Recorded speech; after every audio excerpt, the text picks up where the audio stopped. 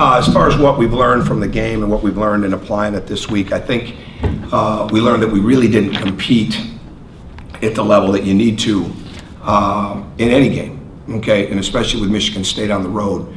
But we didn't compete, and because we didn't come and do the things that you have to do really well time and time again. You know, much like I said the other night, we didn't cut as hard as we needed to. We didn't play with the purpose on offense. We didn't have the quick ball movement like we needed. We didn't have the screening that we needed. And you've got to be able to play through the doldrums on both ends of the court. We didn't have as good a transition defense, and we just weren't as active as we needed to be with them.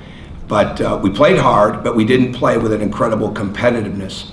But I think the biggest takeaway I hope they take from that is that there were numerous chances inside of that game, including late in the second half, if a couple things go right to get back in the game. We missed some layups, we missed some open shots, we missed more shots that were open, and they did a very good job defensively. I mean, there's no question about that, but we also missed open shots. We missed shots that we make, and you can't get your head down on that, and unfortunately we did a little bit.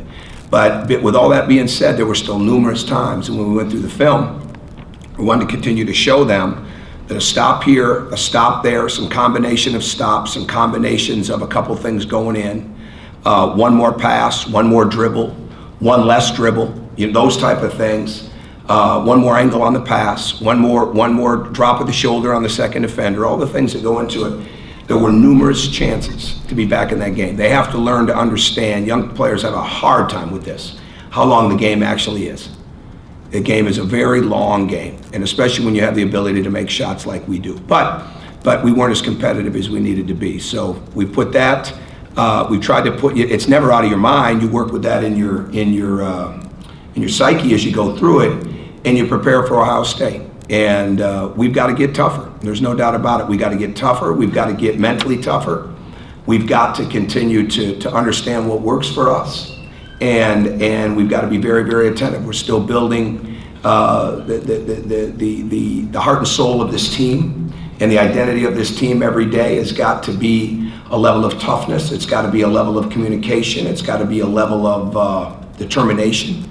All those things take care of the basketball part of it, and we've got to continue to build that. And in this league, I mean, you just keep going against one great team right after another, and that's what it'll be tomorrow.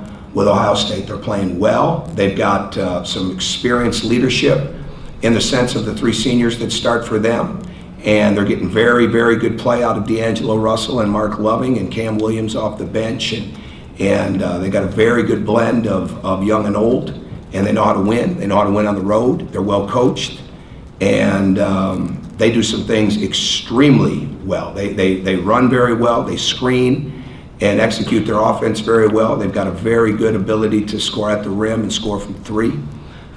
They create a lot of havoc defensively, and they mix their defenses now. They played a lot of zone early, but now there's more man-to-man. So we'll be prepared for everything, but we've got to have the right mindset to come out and compete, and that's what I'm looking most forward to. Mike? It's kind of a two-parter for you, but after the game the other night, you sort of called out Honor's role with this team. I'm just curious, how has he responded the last couple of days, and have you thought about making a switch? Well, I think he's responded well. I've thought about doing a lot of things, but we'll see how tomorrow turns out. But I think he's responded well. He's had a good week. He knows he didn't play well.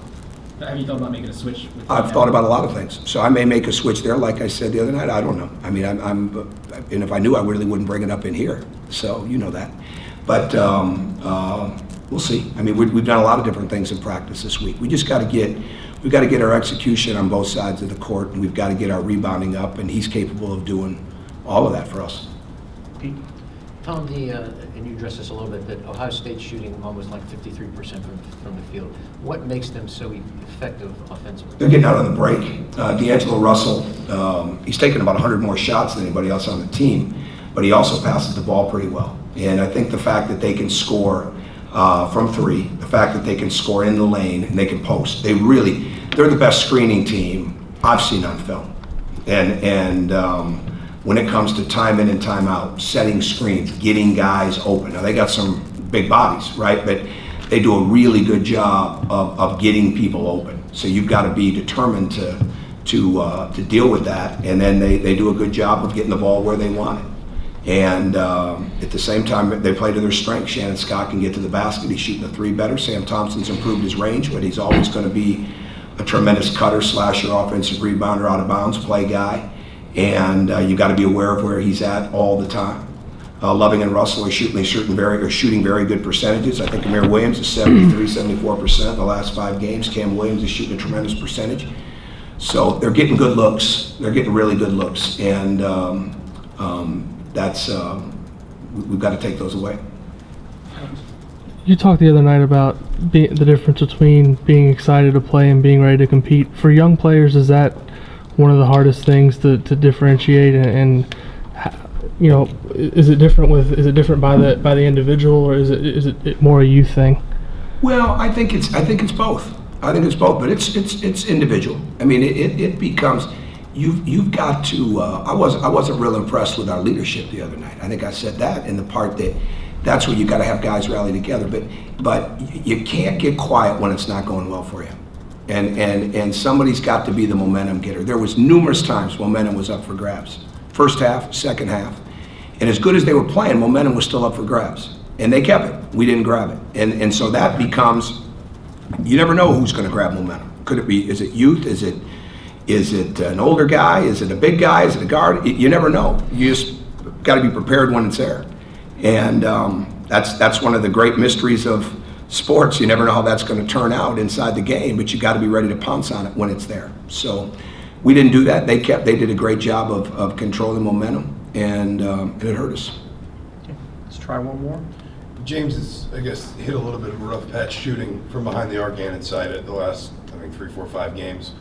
When you got a young guy like that that's obviously had a lot of success scoring the ball, shooting the ball throughout his career, and maybe just hits his first rocky patch in college, and how do you work him through that? Well, a couple things. First off, he's pretty good at knowing how to do it.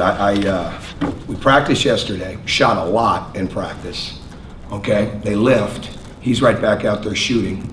I go recruiting last night. I get back in here about 9:30. He's out there shooting.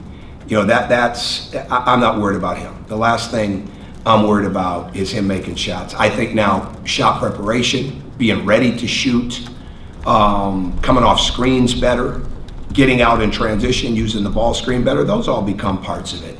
But he'll make shots, and I think he's really worked hard this week to improve all the things. Again, day after day, it's how do you make guys complete players, and he is working very hard at that every day. So Love is,